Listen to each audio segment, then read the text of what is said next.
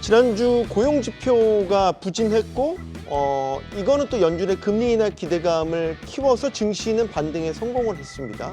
그런데 이제 증시는 경제 둔화 그리고 이제 금리 인하라는 어떻게 보면 상호 상반되면서도 연결되어 있는 이 두 가지 화두에서 고민을 왔다 갔다 하면서 하는 것처럼 보입니다. 어려운 난제인데 오늘 더 프리미어 강관우 대표가 쉽게 풀어드리도록 하겠습니다. 안녕하십니까? 안녕하십니까? 일단 간밤에 서비스업 지표도 한번 확 둔화되는 모습이 나타났고 그 안에 세부 지표들도 보면 이게 관세 영향 때문이다. 지난주 고용 지표, 서비스업 지표, 여기다 또 다른 거 뭐 하나 꺾이고 뭐 이렇게 되면 이제 소위 말해서 미국 경기가 이제 꺾인다, 관세 때문이다, 스태그플레이션인가 이제 이런 이제 의구심들이 두려움으로 좀 이제 투심에 반영되지 않을까 이런 걱정을 하는. 딱 정확하게 말씀해 주셨어요. 네. 제가 볼 때는 위험 회피 심리가 최근에 좀 생겨나고 있다 이런 생각이 지금 고점 부분에 와 있잖아요. 이미 네. 미국 시장이 많이 올라와서 고점 부분에 와 있는 가운데 지금 이게 경제냐 금리냐 이 중간에서 하루는 뭐 금리 인하 가능성 가지고 월요일 날 좀 올랐다고 어제는 경기가 좀 현찮아질 것 같다 이런 생각에 조금 주가가 내려가는 그래서 왔다 갔다 하는 이 와중에 점차적으로 위험을 옛날에는 적극적으로 취하려고 그랬는데 이제는 위험을 조금씩 회피해 가자. 그러니까 탐욕 지수 같은 거 봐도 지난번에 제가 말씀드릴 때는 벌써 60선에 있었던 탐욕 지수인데 이게 지금 내려오고 있어요. 50선까지 이제 쭉 내려오는 거거든요. 그러니까 도망갈 준비를 슬슬 하는 게 아니겠느냐 이렇게 생각합니다. 지난번에 제가 아주 극단적인 탐욕 근처에 가 있을 때는 출입구 그냥 이게 도망갈 준비를 해야 된다 이런 얘기를 했었는데 슬슬 도망가는 사람들이 조금씩 나오나 봐요. 그래서 지금 55까지 이렇게 탐욕 지수가 내려갈 정도로 네. 경제가 안 좋은 쪽을 좀 더 많이 보는 사람이 많다. 그리고 이미 주가는 많이 올라와 있다. 그래서 시장이 조금 3대 지수가 전반적으로 조정을 받는 양상. 근데 이제 스태그플레이션을 갈 거냐 말 거냐 이거는 좀 더 시간을 두고 봐야 되는데 일단은 어제는 경제 쪽이 좀 안 좋아지는 거에 방점을 두고 시장이 좀 움직였다 이렇게 볼 수 있습니다. 공포 탐욕 지수가 중립 수준까지 내려온 거예요. 네. 확실히 그러면은 뭔가 투심이 좀 활발했던 게 좀 한풀 꺾인 이런 양상인 것 같고. 근데 어차피 지금 아주 장기 추세선으로 봤을 때 미국의 그 S&P 500이라는 것도 상단에 이렇게 걸쳐 있었거든요. 그러니까 밸류에이션도 뭐 선행 PER 기준으로 22배 이상으로 멀리 올라갔던 그 밸류에이션이니까 이미 많이 올라가 있어서 언제든지 무슨 빌미만 있으면은 차익 실현을 할 수 있는 그런 쾌였는데 거기서부터 이제 밀고 내려오는 거죠. 근데 최근에 보면은 뭐 금리 같은 경우도 이제 우리가 많이 걱정을 했었는데 미국 국채 금리도 슬슬 좀 내려와서 4.2% 수준까지 왔거든요. 그러니까 미국 달러화 지수도 다시 강해지려다가 다시 뭐 98대로 좀 다시 내려가는 이런 모습을 좀 보이고 있고 뭐 여러 가지로 지표들이 조금은 안 좋아지는 쪽으로 가는데 이게 금리를 또 보면은 우리 사실은 금리에 반응을 해야 되거든요. 네. 근데 금리를 보면은 9월 달에 지금 금리 인하를 뭐 25bp 정도 할 거다라는 게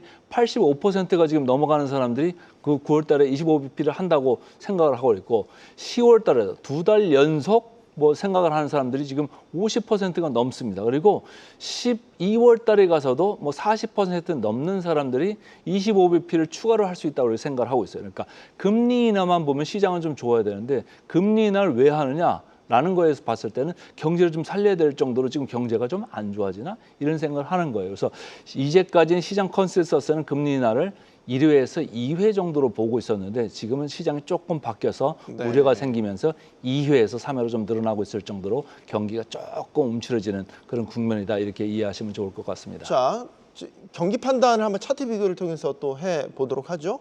우리가 경기를 판단할 때 예를 들어서 원유 가격도 보고 그다음에 이제 뭐 그 많이 공업제 쓰이는 구리 이런 것들의 가격 추이를 보면 또 경기 판단을 할 수 있지 않습니까? 그렇죠.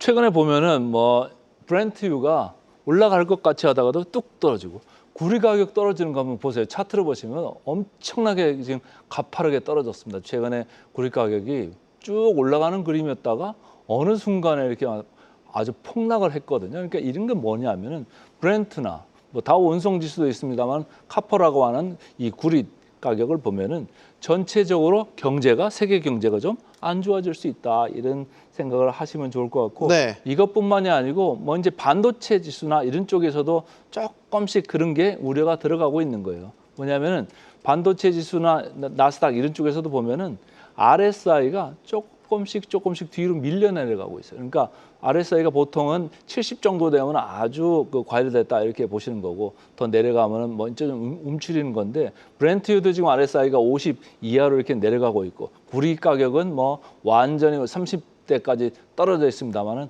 뭐 이게 반도체나 이런 지수까지도 지금 영향을 줄 정도로 조금 현실 세계에서 지금 반영을 그 과감하게 하고 있다. 이걸 네. 좀 우려를 반영하고 있다. 이렇게 보시면 되겠습니다. 최근에 금리 인하 가능성이 확 높아지니까 국채 금리도 떨어졌고 요즘에 달러 인덱스도 사실 100 육박했다가 또 1% 이상 훅 떨어지기도 하더라고요. 네. 이게 사실 금리 인하 가능성을 다 반영한 변화라고 봐야겠죠? 이제 수요 쪽에서 공급 쪽에서 이렇게 좀 봐야 되는데 네. 지금 미국 그 정부에서 보면은 장기물 공급을 조금 줄이고 있는 이런 게 있으니까 네. 장기물 이제 수익률이 조금씩 떨어지고 있다. 그래서 4.2%대까지 쭉 떨어지다 보니까 미국 국채 수익률이 뭐 장기물이 떨어지니까 달러화 지수는 같이 좀 약세를 보인다 이렇게 저는 생각을 하고 있어요. 제가 지난번에도 달러화 지수가 이제 100 근처 가고 이렇게 고개를 들 때 저는 뭐 장기적으로 이게 유지될 것 같지 않다.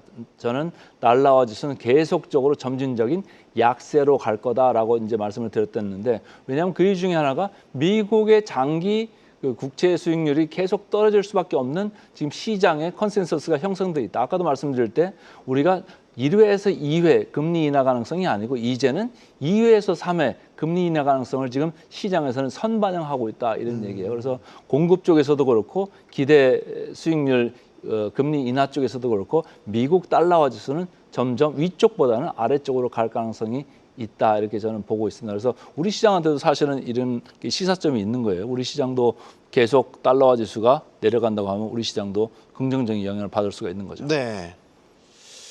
자, 이제 개별주 흐름을 한번 점검을 해 보죠. 우리 강관우 대표님은 사실 고평가된 종목을 별로 안 좋아하십니다. 기업 가치에 있어서는 일단 저평가된 게 소위 말해서 들어갔을 때 잠재력을 나중에 터뜨릴 수 있다라고 보시는 게 기본적인 시각인데 미국 내에서도 가장 고평가되고 대표적인 거 두 곳 뽑자면 팔란티어 그리고 뭐 테슬라입니다. 이 두 종목을 비교를 해 주실 텐데 팔란티어가 더 비싸잖아요, 지금 사실. 근데 팔란티어 주가 안 꺾여요. 저는 이제 팔란티어 비싸다고 이제 계속 생각을 지금도 하는데 네. 비싸다는 말이 좀 무색할 정도로 네. 숫자들 강력한 숫자들을 보여주고 있어요. 매출이 뭐 이번에 실적 나오는 거 보니까 전년 동기 대비해서 48%나 늘어났고 영업이익도 뭐 전년 동기 대비해서 100%가 넘게 이렇게 늘어나고 있고 네. 영업이익률도 보니까 이게 뭐 40% 중반대가 나와요. 그래서 매출 성장률하고 영업이익률 두 개를 더해서 봤을 때 거의 94%, 이거 완전히 최상위권 회사 중에 하나거든요. 좌측이 지금 팔란티어죠. 그러니까 네. 주가가 뭐 나 밸류에이션 모르겠고 우리 회사 무지무지 좋아지고 있다. 그런데 내용으로 또 제가 훑어보니까 내용으로도 상당히 좋습니다. 그래서 미국 쪽에서 상업 매출이 전년 동기 대비해서 무려 93%나 늘어났어요. 여기가 정부 일 많이 한다고 조금 그게 단점이다 이런 얘기를 했었잖아요. 근데 이 비중도 여기가 벌써 3억 불까지 올라왔어요. 정부 쪽에 한 4억 3천만 불 이 정도 되는 거거든요. 그러니까 민간 쪽에 상업 쪽의 비중도 상당히 올라와 있다. 그러니까 팔란티어는 비싸다고는 제가 계속 말씀을 드렸습니다만 네. 그거 생각이 좀 무색할 정도로 실력을 지금 발휘를 하고 있다. 지금 선행 PR 나오고 있습니다만은 269배입니다. S&P 500 기준으로 한 22배 내외인데 거의 뭐 269면은 10배 이상으로 지금 가 있는 거잖아요. 저 기준으로 보면 세계 시총 1위 엔비디아가 그렇게 안 비싸군요. 근데 이제 뭐냐면 아까 말씀드린 대로 영업이익이 전년 동기 대비해서 100%나 늘어나는 거예요.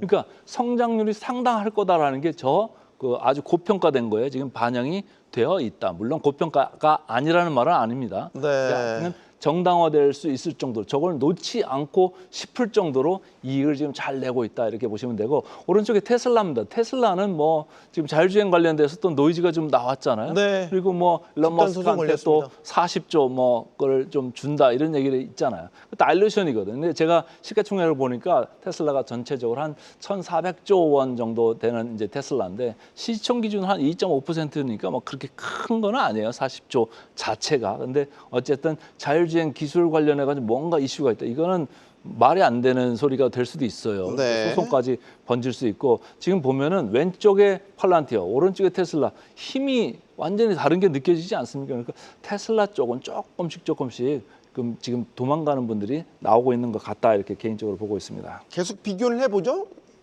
이번에 엔비디아와 AMD를 한번 비교해 보겠습니다. 뭐 AMD는 이제 실적 발표도 했고 엔비디아는 이제 이번 달 말에 실적 발표를 앞두고 있는데 두 회사의 주가도 천양지차입니다. 네. 엔비디아하고 AMD 제가 지난주에도 나와가지고 두 회사가 다 뭐 괜찮습니다.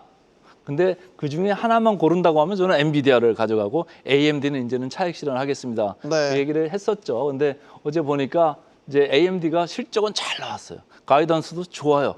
근데 애널리스트들이 이제 얘기하는 건 뭐냐면 가이던스 좋고 다 좋은데 앞으로 3분기에 확실한 뭐 게임 체인저가 안 보인다. 이런 얘기를 해요. 지금 시간에 보시면 한 마이너스 6% 정도 지금 밀리고 있을 텐데 그래서 AMD는 저는 계속적으로 밸류에이션도 아까 선행 PER 같은 거 이렇게 보시면은요.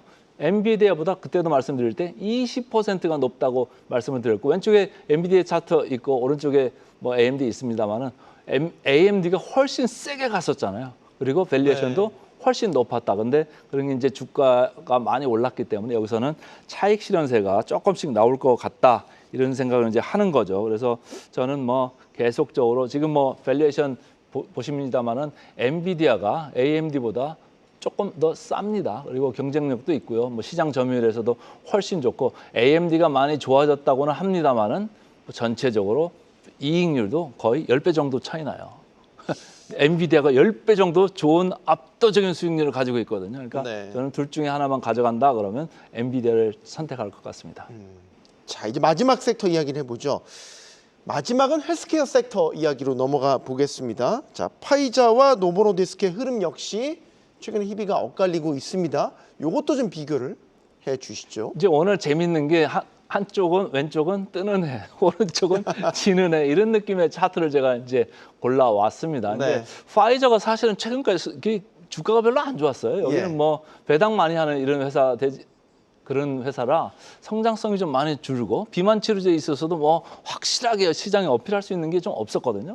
근데 오른쪽에 노보노디스크는 또 다른 얘기잖아요. 비만 치료제나 뭐 당뇨나 이쪽 관련해 가지고 관심들이 많았던 주식인데 최근에 언제부턴가 조금 느낌이 달라지고 있어요. 왼쪽에 화이자 보시면 어제도 뭐 5%나 이렇게 올랐습니다. 실적이 생각보다 좋았고 가이던스도 좋았어요. 그러니까 실적이 좋고 가이던스 좋으니까 이게 상향하게 돼 있잖아요. 그런데 오른쪽에 노보노디스크 이런 쪽을 보면은 UBS에서 어제 보니까 매수해서 중립으로 하향을 했더라고요.